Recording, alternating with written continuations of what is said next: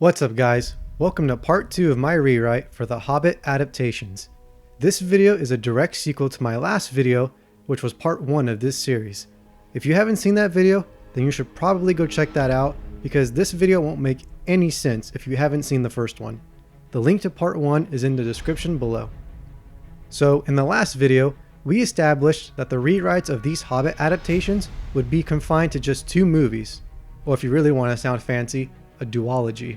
So in that previous video, we covered the full rewrites for The Hobbit Part 1, An Unexpected Journey, and the first 2 acts of The Hobbit Part 2, There and Back Again. Now, let's transition to the third and final act in rewriting The Hobbit adaptations. Now, the parley and the bargain scenes where Thorin and company negotiate with the elves and the Men of Dale will remain the same way that they do in the original film. But, there's a scene that I want to add. When Bilbo is sneaking out of Erebor to go to the enemy camp, he'll bump into Beaufort again, who's standing guard at Erebor's gates. History seems to be repeating itself, as Beaufort once again catches Bilbo trying to sneak off from the company, like he did back in the Misty Mountains.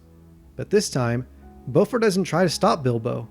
Now that Thorin has become consumed by greed and is mistreating the dwarves, Beaufort is contemplating leaving himself.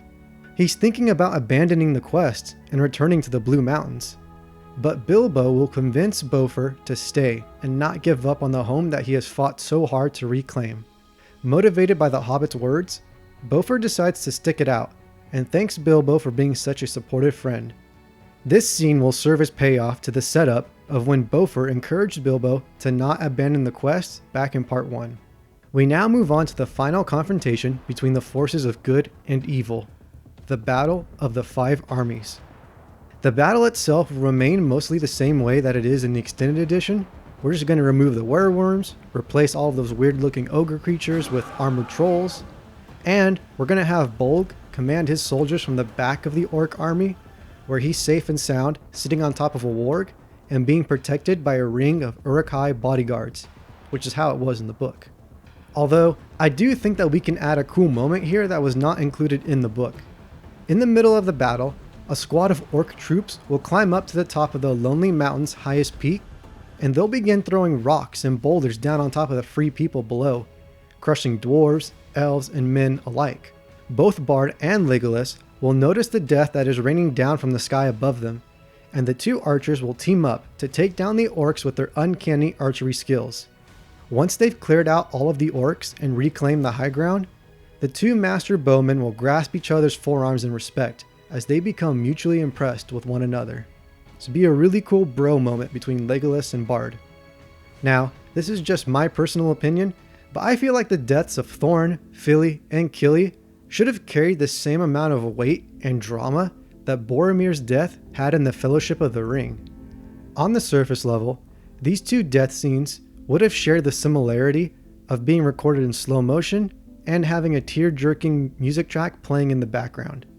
But when you dig deeper into the how and why Fili and Kili died in the original Hobbit films, it seems like the only reason they died in the movie was because they died in the books.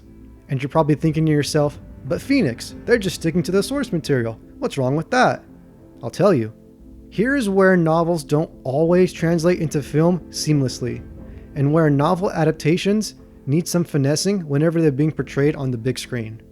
Fili and Kili's deaths in the Battle of the 5 Armies film didn't ring as true as it could have, because the sacrifice was payoff to something that didn't have enough setup beforehand. Throughout the previous Hobbit films, the time that we spent with Kili and Tauriel should have been redirected to a student-mentor relationship between Thorin and Kili. Thorin should have been grooming his nephews for leadership throughout the quest of Erebor, using the company's adventures as lessons for both Fili and Kili to learn from. Just as an example, after fighting with the 3 trolls that got turned to stone, Thorin could have given Kili some advice on fighting enemies larger than him, and he could have given him some pointers on how to turn an opponent's advantage into a disadvantage, and how a little dwarf like him can trick a bigger opponent like an Uruk-hai or a troll into using their superior strength and size against them in a fight. Therefore, it's much more heartwarming to see Thorin's nephews, his 2 apprentices, come to him in his most desperate hour of need and lay down their lives to protect Thorin, their mentor, as he lays on the ground, bleeding out from his fight with Bolg. Tolkien got away with hardly giving Fili and Kili's deaths any detail in the Hobbit book because they were just so unimportant to the narrative that they pretty much tiptoed the line between being minor characters and background extras. But if you're going to take the direction of trying to make the 13 dwarves of Thorin's company likable, and you want to win over the heart of the audiences in a film adaptation, then you're going to have to give them a little more character development than what we got in the original films. Because in all honesty, nobody cared about the romance between Kili and Tauriel, nor did anyone buy it, considering that these characters have only spent a couple of minutes with each other max. I mean, I doubt they even know each other's names. So, the rewrite of this tragic climax will look something more like this. After Thorin's company emerges from Erebor to come to Dane Ironfoot's rescue, Thorin will resolve to take down Bolg himself and end his rivalry with the son of Azog for good. Thorin mounts a ram, and behind him, Balin, Dwalin, Fili, and Kili will ride the battle chariot, and that scene will more or less play out the same way that it does in the original extended edition. Except, while the 4 dwarves are separated from Thorin by that bloody detour on the frozen river, that leaves Thorin to confront Bolg all by himself. Thorin can't afford to wait for his friends to catch up to him because he's surrounded by enemies from all sides. So, he charges headfirst into the ranks of Bolg's bodyguards, and he single-handedly takes them all on with nothing but his battle axe. After Bolg's bodyguards spear Thorin's ram and kill it, Thorin will proceed to kick some major ass on foot, delivering some really brutal kills as he invokes Durin's name and shouts, "Baruk Khazad! Khazad I Manu!" Which, in case you guys don't know, that's a dwarvish battle cry from the books, and it translates into, "The axes of the dwarves are upon you." But despite Thorin's ferocity as a warrior, he's vastly outnumbered, and there's no way that he can kill all of Bolg's bodyguards by himself. Bolg will watch on with a smile as his men start to overwhelm and surround the king under the mountain, and they even manage to break the dwarf's weapon and they shatter his battle axe to pieces. In symmetry to Boromir being shot with 3 huge arrows in slow motion, we can have Thorin be stabbed by 3 large Uruk-hai spears in slow motion. But Thorin will persevere, and he'll continue to fight on despite receiving these crippling injuries. The Uruks will stab him once in the leg, once in the shoulder, and once in the torso. Using those spears, the Uruk-hai bodyguards will shove Thorin onto his back and pin him to the ground. Bolg dismounts from his warg, and his bodyguards step aside to let their master through. Smirking with smug joy, Bolg steps on the shattered remains of Thorin's axe as the dwarf tries to reach for it to defend himself. Bolg will raise his war club for the death blow when he suddenly hears the war cry, "Du Bekar!" Bolg turns around to see the battle chariot arriving on the scene, with Fili and Kili jumping off the wagon and running to their uncle's aid. Meanwhile, Balin and Dwalin will hold off the rest of the warg riders that have pursued the 4 dwarves through that battlefield, and they'll hold off the wargs using the chariot's ballista. Bolg will growl in frustration and back up into his protective ring of bodyguards. The 2 brothers, Fili and Kili, will stand over their uncle. "Don't worry, my king. We're going to get you out of here," calls out Kili. The 2 brothers will smile at each other before engaging Bolg's bodyguards. Fili and Kili will do what they can against the Uruk-hai, their bravery and their heart showing through in their fighting style as they continue to get back up and fight after the taller and stronger Uruk-hai continuously knock the little dwarves down over and over again. Kili will take his uncle's advice and start to outsmart some of the soldiers by using their larger size to his advantage and tricking them into making clumsy mistakes. Fili will utilize his entire knife collection and throw all of his daggers at the oncoming bodyguards until he finally runs out of daggers. He'll turn to grab a fallen Uruk sword, but in that brief moment of vulnerability, the bodyguards will leap upon him and Fili will be stabbed in the back and lifted in the air like he was in the original film, before being thrown aside like a sack of potatoes. But in that moment of desperation, where Kili is traumatized by the horror of watching his brother die, he leaves himself open for attack, and an Uruk-hai bodyguard will stab him through the chest, his massive sword impaling Kili's whole torso and causing the dwarf to instantly drop dead. Balin and Dwalin will shout out in terror at seeing their comrades fall, and they'll try to reach Fili and Kili, but there's just too many enemies in their way. Bolg will then triumphantly shout in Orcish, "Olain Rodorin, Eok fool, which translates to the line of Durin is broken. The rest of the bodyguards will roar victoriously and slam their swords against their shields. At this point, the armies of the free people will be in full retreat.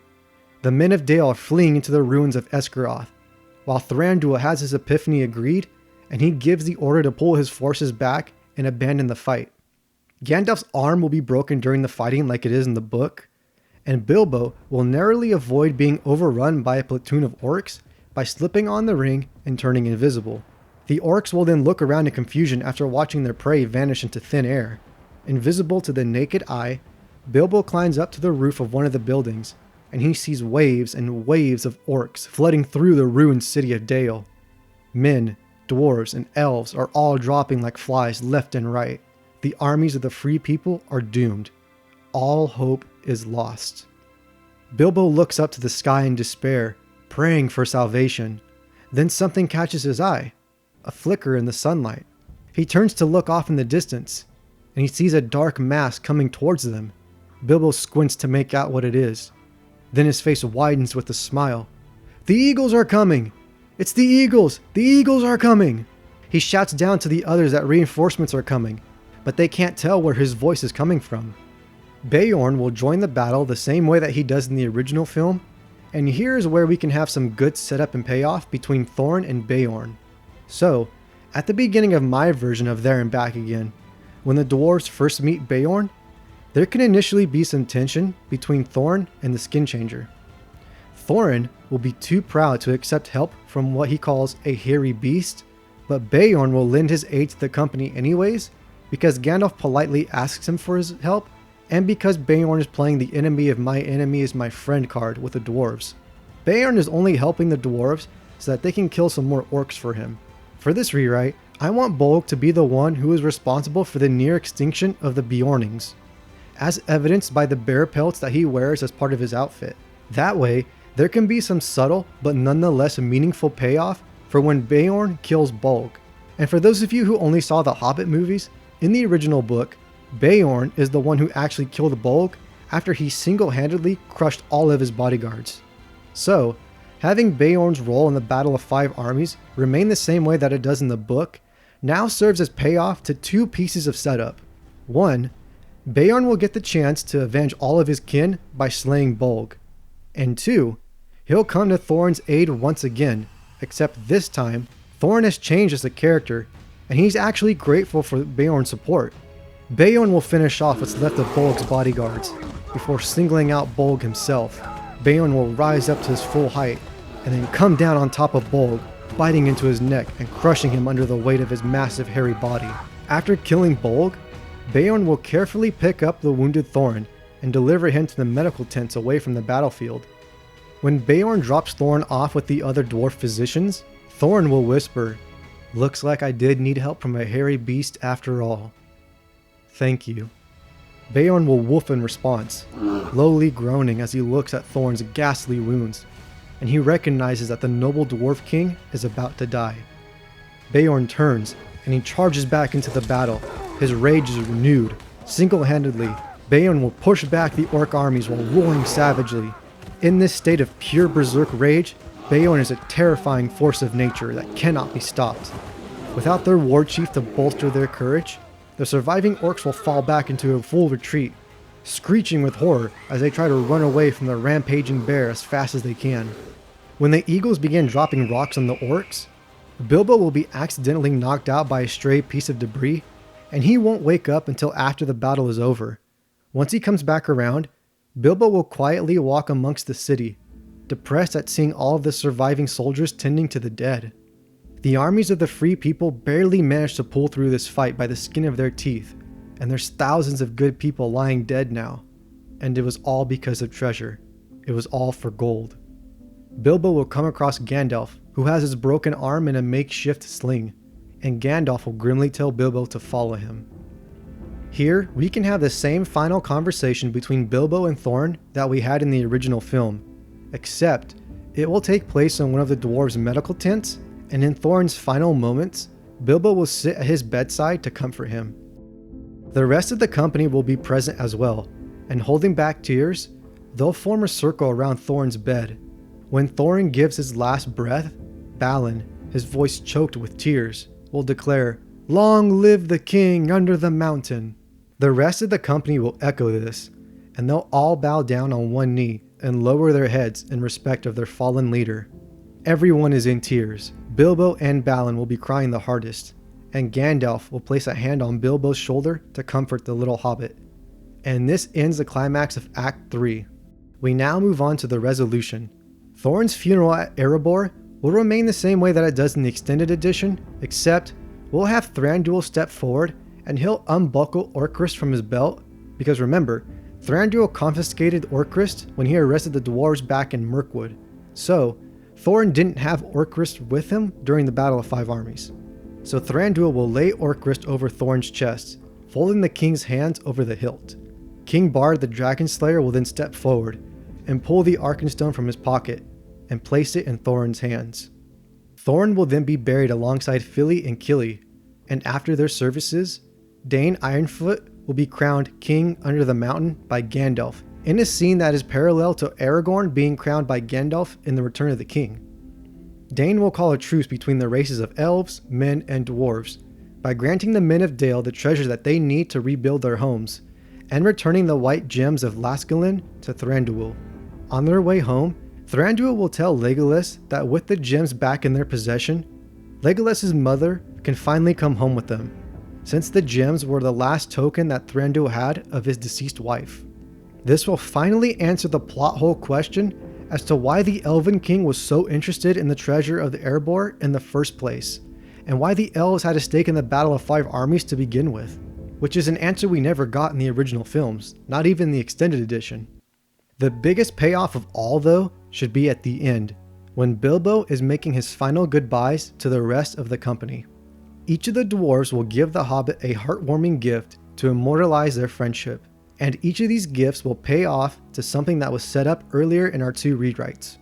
Beaufort can give Bilbo a clean and fancy handkerchief, referencing back to when the uncouth dwarf had unceremoniously given the clean and tidy Bilbo a dirty and used handkerchief at the beginning of their quest.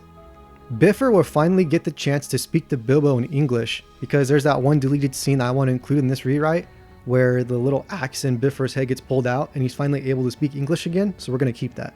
And he's going to offer him a toy of a barrel rolling down a stream as homage to their escape from the woodland realm. Since the only characterization that Bombur got was that he was a fat and funny dwarf who was the company's cook, the only gift that I can come up with Bombur to give Bilbo will be a recipe to one of Bombur's famous dishes. It's now Owen's turn. Owen will give Bilbo some ointment and tell him to rub it on his hands and feet in case he ever gets a splinter again. Bilbo will try to walk away without accepting his 1/14th share of the treasure, and Glóin will stop him, and he'll hand Bilbo a small chest filled with his rightful payment, and he'll even give Bilbo one of his rings as a token of friendship and tell Bilbo that he's welcome at his home anytime. This is the most generous that the cheapskate Glóin has ever been in his whole life.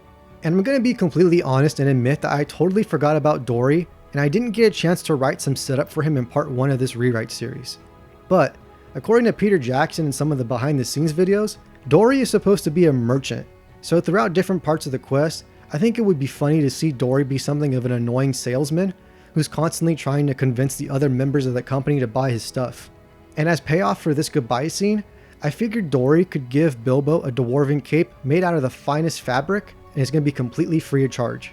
Nori, being the lying little thief that he is, will give Bilbo back his smoking pipe that he stole earlier in part 1, and he'll genuinely apologize for snagging it from Bilbo. And then Ori, being the bookworm that he is, will give Bilbo one of his favorite books from his personal collection, so that Bilbo can add the book to his library at home. Dwalin will offer Bilbo that same dwarven shield that we see Bilbo bring home with him from Erebor in the original film. Since Dwalin was always coming up with cool nicknames for his weapons, Bilbo will try to come up with a fearsome and iconic nickname for his shield, but the best name that Bilbo can come up with is Banger, and this will cause both Dwalin and Bilbo to giggle and laugh as they share this moment of simple joy and happiness with one another.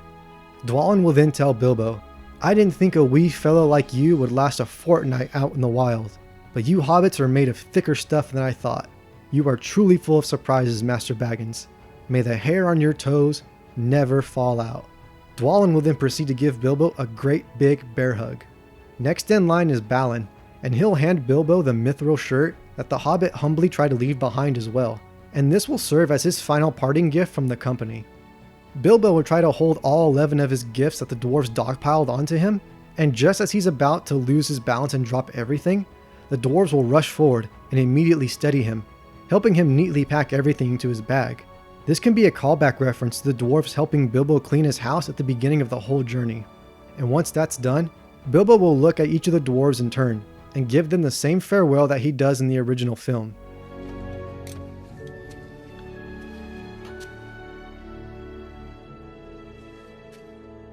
If any of you are ever passing Bag End,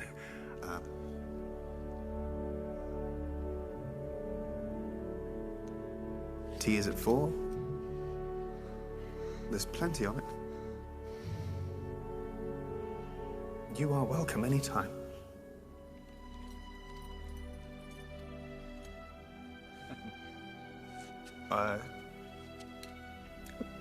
Don't bother knocking.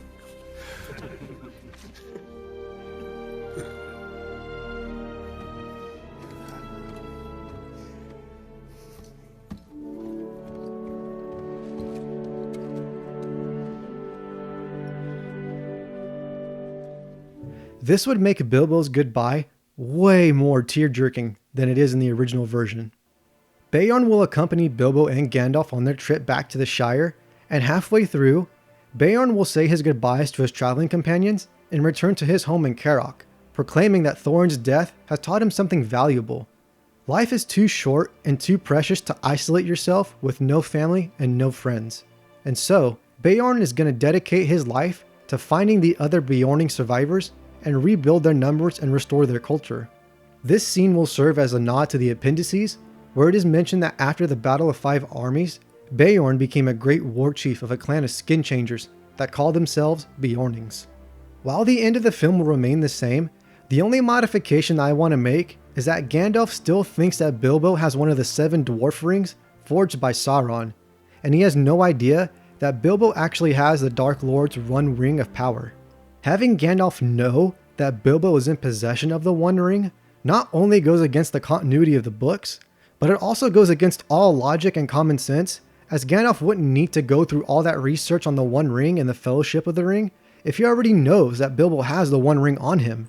So for now, Gandalf is just going to assume that Bilbo has one of the 7 lost dwarf rings, like he does in the books. And that concludes my rewrites for the Hobbit adaptations. When I began this process, I was hoping to rework the adaptations into a film that was just as emotionally satisfying as the novel it was based on. So let me know what you guys think of these videos in the comment section down below. If you enjoyed this rewrite, consider following me on Patreon at patreon.com/PhoenixStudios. It really helps me out, and if you guys want to see more awesome rewrites from this channel, then go ahead and subscribe so that you can get notified when a new video drops. And if you guys want to actively participate in my rewrites and get a chance to give me some of your feedback about a rewrite that I'm currently working on, then go ahead and follow me on Twitter at YouTubePhoenix1, where I host surveys and polls regarding future rewrites and videos on my channel. But until then, I will see you guys next time. And remember, not all of those who wander are lost.